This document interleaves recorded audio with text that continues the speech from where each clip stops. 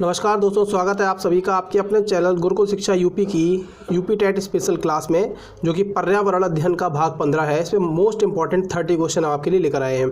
इससे पहले कि अगर आपने वीडियो नहीं देखी है तो प्लेलिस्ट में जाकर ज़रूर देख लें और चैनल को सब्सक्राइब ज़रूर कर लें ऐसे ही अच्छे प्रश्नों के लिए, और बेल आइकन को ज़रूर दबा दें जिससे आने वाली कोई भी वीडियो आपसे मिस ना हो।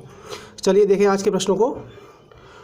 पहला प्रश्न है, ओजोन परत की मोटाई सबसे ज़्यादा किस ऋतु में रहती है? शीत ऋतु में, वसंत ऋतु में, ग्रीष्म ऋतु में या कोई नहीं?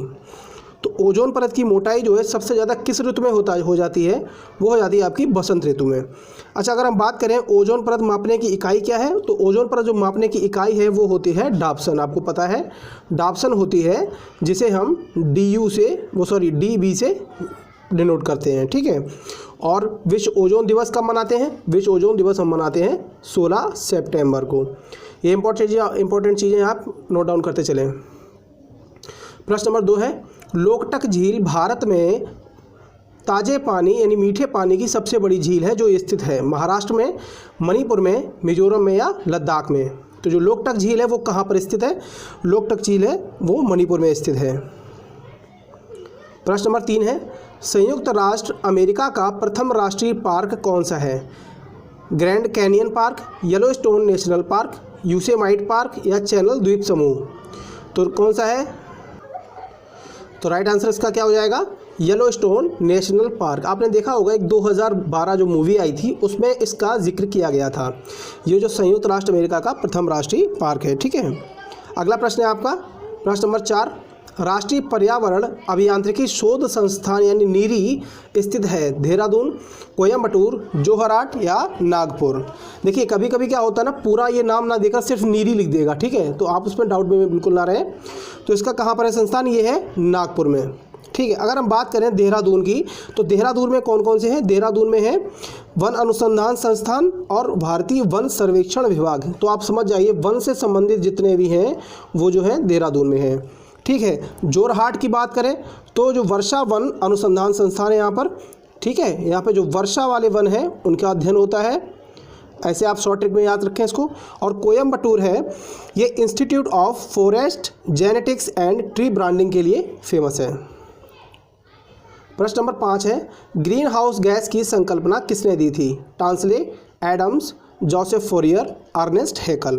दोस्तों अगर प्रश्न अच्छे लग रहे हैं तो लाइक कर दें और चैनल को सब्सक्राइब ज़रूर कर लें। तो आपको बताना है ग्रीन हाउस गैस की संकल्पना किसने दी थी? तो राइट आंसर हो जाएगा जोसेफ फोरियर। अच्छा, हम बात करें अगर टांसले की, टांसले ने किसकी संकल्पना दी थी? तो इन्होंने जो है पारिस्थितिकी तंत्र शब्द का प्रयोग किया था, ठीक है ना। पारिस्थितिकी तंत्र जो है ना शब्द, इसका प्रयोग किया था टांसले ने। और एडम्स की बात करें तो हरित विकास जो शब्द है, हरित विकास, ठीक है ना, हरित विकास शब्द का जो प्रयोग किया था वो किया था एडम्स ने। आप इसको नोट डाउन करते चलें, ठीक है। हैकल जो है आपको तो पता ही होगा, अर्नेस्ट हैकल, इकोलॉजी शब्द के लिए इन्होंने इकोलॉजी शब्द का प्रयोग किया था। आप इसको नोट डाउन कर लें। प्रश्न नंबर 6 है, वायु प्रदूषण नियंत्रण हेतु वायु प्रणाली का शुभारंभ कहाँ किया गया? तो आपको इससे ऑप्शन है आपके मुंबई में, कानपुर में, केरल में या दिल्ली में? तो सबसे ज़्यादा आपको पता होगा प्रदूषण कहाँ पर हो रहा है इस टाइम, वो हो रहा है दिल्ली में। तो ये जो प्रणाली शुरू की गई है ये भी दिल्ली में ही शुरू की गई है, ठीक है। इसका राइट आंसर हो जाएगा दिल्ली। प्रश्न नंबर 7 है, विश्व पर्यावरण दिवस 2021 की थीम क्या है? बहुत अच्छा इंपॉर्टेंट प्रश्न है, ये करंट में भी आपके आ सकता है, इसको जरूर देख लें आप। इकोसिस्टम रेस्टोरेशन, दूसरा है वैल्यूइंग वाटर, तीसरा है आर्द्र भूमि और जल, चौथा है इनमें से कोई नहीं। तो विश्व पर्यावरण दिवस 2021 की थीम क्या है? पहले तो आपको ये बताना है विश्व पर्यावरण जो दिवस है, ठीक है, इसकी थीम पहले हम आपको बता देते हैं। इसका राइट आंसर हो जाएगा इकोसिस्टम रेस्टोरेशन, ठीक है। अब अगर हम बात करें वैल्यूइंग वाटर, तो ये किसकी थीम रही है? ये रही है विश्व जल दिवस 2021, ठीक है ना। विश्व जल दिवस जो है 2021 का, उसकी थीम रही है क्या? Valuing water. आर्द्र भूमि और जल, ये किसकी रही है? ये विश्व आर्द्र भूमि दिवस 2021 की थीम रही है, ठीक है। तो इसको आप नोट डाउन करते चलें। प्रश्न के हिसाब से आपका जो राइट आंसर बनेगा वो इकोसिस्टम रेस्टोरेशन है। प्रश्न नंबर 8 है, विश्व शौचालय दिवस मनाया जाता है 11 सितंबर, 11 नवंबर, 19 नवंबर या 21 मार्च? तो विश्व शौचालय दिवस कब मनाया जाता है? वो है 19 नवंबर। अगला प्रश्न है आपका, पर्यावरण संरक्षण हेतु किए गए उत्कृष्ट कार्यों के लिए निम्न में से कौन सा पुरस्कार दिया जाता है? वोरलॉग पुरस्कार, वैश्विक 500 यानी ग्लोबल 500, टाइलर पुरस्कार या कोई नहीं? तो कौन सा पुरस्कार दिया जाता है? पर्यावरण संरक्षण की जो दे रखा है, पर्यावरण संरक्षण हेतु जो कार्य किए गए उनके लिए ग्लोबल 500 जो है वो दिया जाता है पुरस्कार। ठीक है, अगर हम बात करें, इसका राइट आंसर आपको पता है क्या हो जाएगा? ग्लोबल 500। ठीक है, अगर हम बात करें वोरलॉग पुरस्कार, तो ये जो वोरलॉग पुरस्कार है कृषि एवं पर्यावरण में जो कार्य करता है, कृषि और पर्यावरण दोनों में जो कार्य करेगा उसके लिए होता है। और टाइलर जो पुरस्कार है, ये पुरस्कार ये पारिस्थितिकी क्षेत्र में योगदान के लिए दिया जाता है। ठीक है, पारिस्थितिकी क्षेत्र में। प्रश्न नंबर अगला है आपका, जिस देश में या जिस देश को दुनिया में कार्बन निगेटिव देश के रूप में जाना जाता है, कार्बन निगेटिव देश के रूप में जाना जाता है, वह देश कौन सा है? नेपाल, बांग्लादेश, भूटान या इराक? कौन सा है इनमें से? इसका राइट आंसर क्या हो जाएगा? भूटान। भूटान जो है उसको कार्बन निगेटिव देश के रूप में जाना जाता है। अगर हम बात करें भूटान की राजधानी क्या है, तो भूटान की राजधानी होती है थिम्फू। ठीक है, ये आप नोट डाउन कर लें, थिम्फू होती है। और अगर बात करें भूटान का एक स्पेशल नाम और है, इसको थर्ड ड्रैगन की भूमि कहते हैं। ठीक है, थर्ड ड्रैगन की भूमि इसको कहा जाता है। किसको? भूटान को। भूटान की एक स्पेशलिटी और है, यही एकमात्र ऐसा देश है जिसमें एक भी ट्रैफिक लाइट नहीं है। इसी एक देश में ट्रैफिक लाइट बिल्कुल भी नहीं है। प्रश्न नंबर 11 है, डायनासोर का कब्रिस्तान नाम से प्रसिद्ध है? मोंटाना, चैम्सफोर्ड, येलोस्टोन या कोई नहीं? तो डायनासोर का कब्रिस्तान है वो किसको कहा जाता है? वो मोंटाना को कहा जाता है, जो कि कहाँ पर है? कनाडा में। ठीक है ना। प्रश्न नंबर 12 है, कैडमियम से संबंधित बीमारी है? Minimata, blue baby syndrome, itai या फ्लोरोसिस? तो कैडमियम से संबंधित कौन सी बीमारी है? आपका राइट आंसर हो जाएगा इटाई। अगर हम बात करें मिनीमाता की, तो मिनीमाता जो है आपको पता है पारा की वजह से होता है, पारा से संबंधित है। ब्लू बेबी सिंड्रोम है वो नाइट्रेट से संबंधित है, नाइट्रेट। और जो फ्लोरोसिस है ये जो है आपका फ्लोराइड से संबंधित है। ठीक है, फ्लोराइड से संबंधित है। अगर इसे फ्लोरोसिस की बात करें तो ये ऐसी बीमारी होती है जिसमें दांतों का क्षरण होने लगता है, दांत झड़ने लग जाते हैं, टूटने लग जाते हैं। प्रश्न नंबर 13 है, किस वस्तु से उत्पन्न सामान्य आवाज़ को कहा जाता है? किसी वस्तु से उत्पन्न सामान्य आवाज़ को कहा जाता है? ध्वनि, शोर, फुसफुसाहट या कोई नहीं? तो क्या हो जाएगा? ध्वनि हो जाएगा इसका। प्रश्न नंबर 14 है, आर्सेनिक का बेहतर अवशोषक माना जाता है? गेहूं का पौधा, मक्का का पौधा, अफीम का पौधा या धान का पौधा? तो आपको पता है जो आर्सेनिक है ये जल प्रदूषण में होता है। ठीक है, तो इससे संबंधित कौन सा होगा? धान का पौधा। धान के पौधे को आर्सेनिक का बेहतर अवशोषक माना जाता है। प्रश्न नंबर 15 है, भारत में सर्वप्रथम समुद्री सेंचुरी कहाँ स्थापित की गई? अरब सागर में, बंगाल की खाड़ी में, कच्छ की खाड़ी में या प्रशांत महासागर में? तो सर्वप्रथम जो समुद्री सेंचुरी है वो स्थापित की गई थी कच्छ की खाड़ी में। ठीक है दोस्तों, प्रश्न कैसे लग रहे हैं हमें कमेंट बॉक्स में ज़रूर बताएं। प्रश्न नंबर 16 है, केरल के निकटवर्ती राज्य हैं? तमिलनाडु और आंध्र प्रदेश, कर्नाटक और महाराष्ट्र, आंध्र प्रदेश और कर्नाटक या कर्नाटक और तमिलनाडु? तो राइट आंसर इसका हो जाएगा कर्नाटक और तमिलनाडु। अगर केरल की राजधानी पूछते हैं तो आपको पता होना चाहिए तिरुवनंतपुरम होती है केरल की राजधानी। ठीक है ना, तिरुवनंतपुरम होती है। प्रश्न नंबर 16 है, माउंट एवरेस्ट के बारे में सही कथन चुनिए। पहला ऑप्शन है आपका, यह नेपाल का भाग है और इसकी चोटी की ऊंचाई 8,900 मीटर है। दूसरा ऑप्शन है, यह भारत का भाग है और इसकी ऊंचाई 9,850 मीटर है। यह तिब्बत का भाग है और इसकी चोटी की ऊंचाई 9,850 मीटर है। और चौथा ऑप्शन है आपका, यह जम्मू और कश्मीर का भाग है और इसकी चोटी की ऊंचाई 8,900 मीटर है। तो आपको पता होना चाहिए माउंट एवरेस्ट के बारे में सही कथन क्या है। इसका राइट आंसर हो जाएगा ऑप्शन नंबर फर्स्ट, यह नेपाल का भाग है और इसकी चोटी की ऊंचाई जो है 8,900 मीटर है। प्रश्न नंबर 18 है, निम्न में से किस वैज्ञानिक को जीव विज्ञान के जनक के रूप में जाना जाता है? हर्बर्ट स्पेंसर, अरस्तु, लैमार्क या डार्विन? क्या हो जाएगा? तो जीव विज्ञान के जनक के रूप में किसको जाना जाता है? तो वो है अरस्तु। देखिए, अरस्तु को जीव विज्ञान का जनक भी कहा जाता है, विज्ञान का जनक भी कहा जाता है और जंतु विज्ञान का जनक भी कहा जाता है।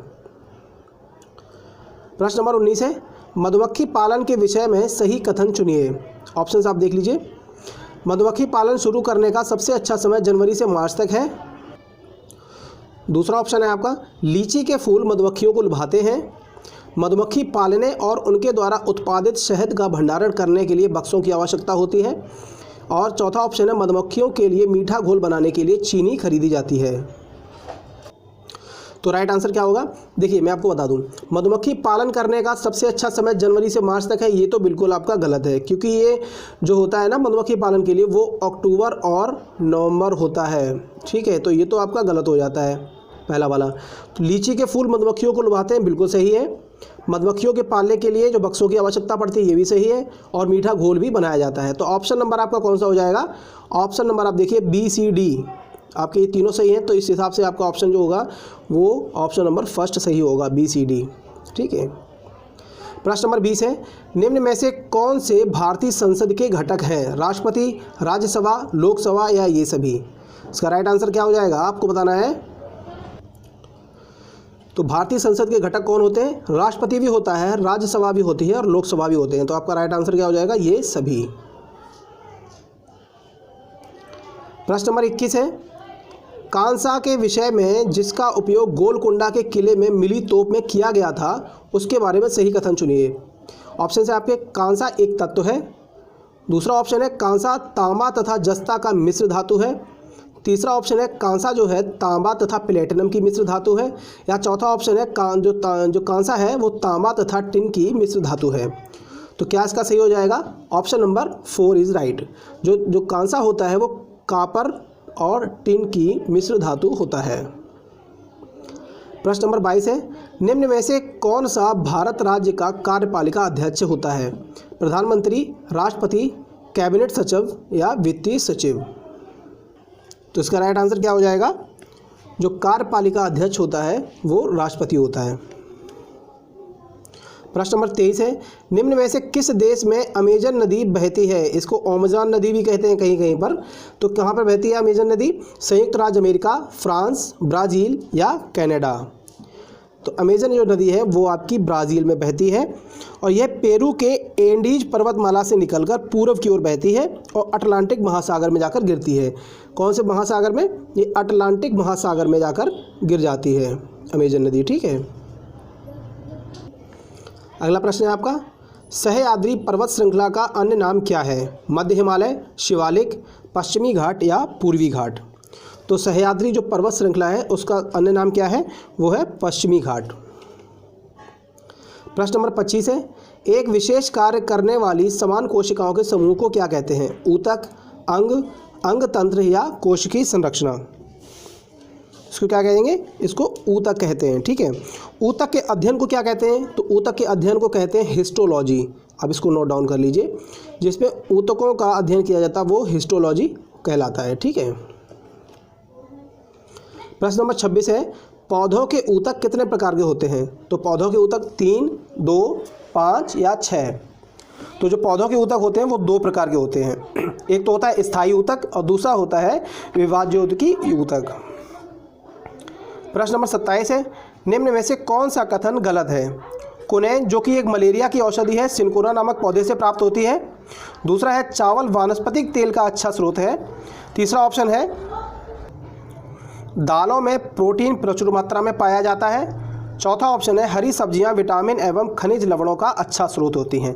तो गलत कथन पूछ रहा है। देखिए, कुनैन जो कि एक मलेरिया की औषधि है, सिनकोना नामक पौधे से प्राप्त होती है, बिल्कुल सही है। ये मलेरिया की दवाई है, सिनकोना नामक पौधे से प्राप्त होती है। चावल वानस्पतिक तेल का अच्छा स्रोत है, चावल में भाई तेल कब से निकलने लग गया? तो ये तो आपका नहीं समझ आ रहा है, फिर भी देख लीजिए चारों ऑप्शंस। दालों में प्रोटीन प्रचुर मात्रा में पाया जाता है, ये भी ठीक है। हरी सब्जियां विटामिन एवं खनिज लवणों का अच्छा स्रोत होती हैं, ये भी बिल्कुल ठीक है। तो गलत कथन पूछ रहा है, तो इस हिसाब से आपका प्रश्न का आंसर हो जाएगा ऑप्शन नंबर 2। चावल जो है, चावल वानस्पतिक तेल का अच्छा स्रोत है, क्योंकि चावल में तो तेल निकलता ही नहीं है। प्रश्न नंबर 28 है, निम्नलिखित का मिलान कीजिए। आपको बताना है कौन सा त्यौहार कहाँ पर मनाया जाता है। देखिए, गणगौर तो आपको पता होना चाहिए, गणगौर कहाँ मनाया जाता है? ये राजस्थान का प्रमुख त्यौहार है। गणेश चतुर्थी आपको पता है, गणेश चतुर्थी जो गणेश का जो त्यौहार है वो सबसे ज़्यादा महाराष्ट्र में मनाया जाता है।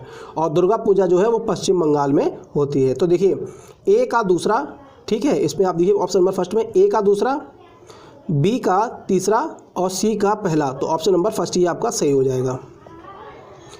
प्रश्न नंबर 29 है आपका। प्रश्न नंबर 29 है, उत्तर प्रदेश में वनों के वैज्ञानिक प्रबंध हेतु प्रथम कार्य योजना का वन विभाग स्थापित किया गया था। 1884 में, 1909 में, 1896 में या 1854 में। तो ये कब स्थापित किया गया था? राइट आंसर हो जाएगा 1884 में। प्रश्न नंबर 30 है आपका,